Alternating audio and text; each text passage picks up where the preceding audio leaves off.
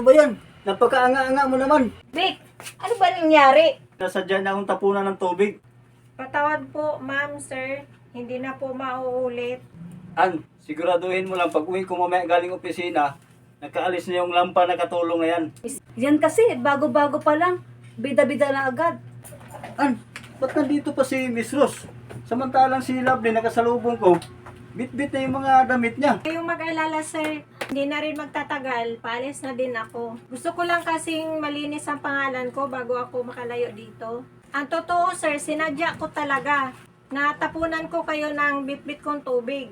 Di lumabas din yung katotohanan na sinadya mo ang tapunan ng tubig.